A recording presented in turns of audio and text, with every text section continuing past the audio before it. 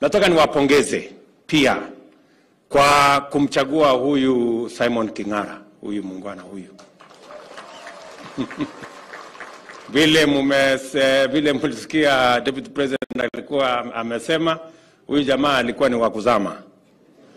Lakini nafikiri kwa sababu ni mtu wa kanisa alijipanga hapo. Na nasema hivyo kwa sababu mimi nimefanya kazi na huyu Simon.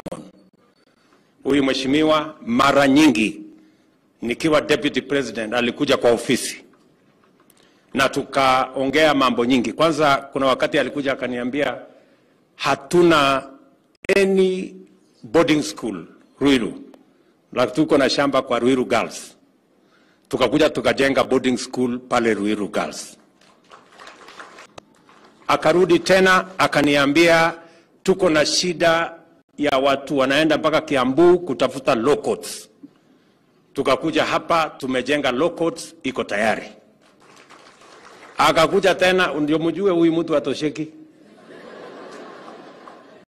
Akarudi tena akaniambia hatuna technical training college. Tumejenga sasa technical training college hapa imekamilika na mimi nataka niwaambie watu wa Ruiru sasa tuko katika awamu ya kutafuta equipment ya hiyo technical training college.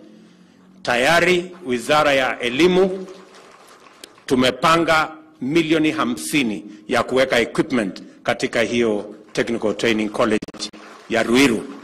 Na procurement ya hiyo equipment inaendelea saa hizi.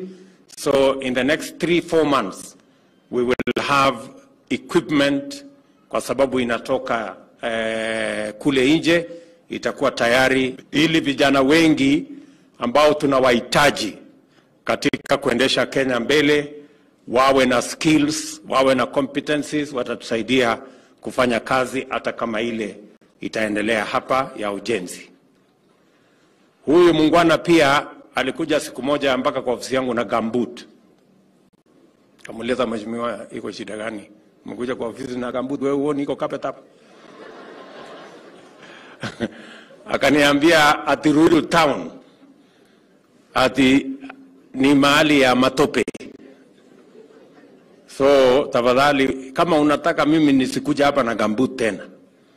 Tunataka ile Ruiru town iwekwe lami. Tukakuja tukaweka Ruiru towns lami. Si ni kweli mheshimiwa? Sasa GUMBOOT usivae tena kuja huko.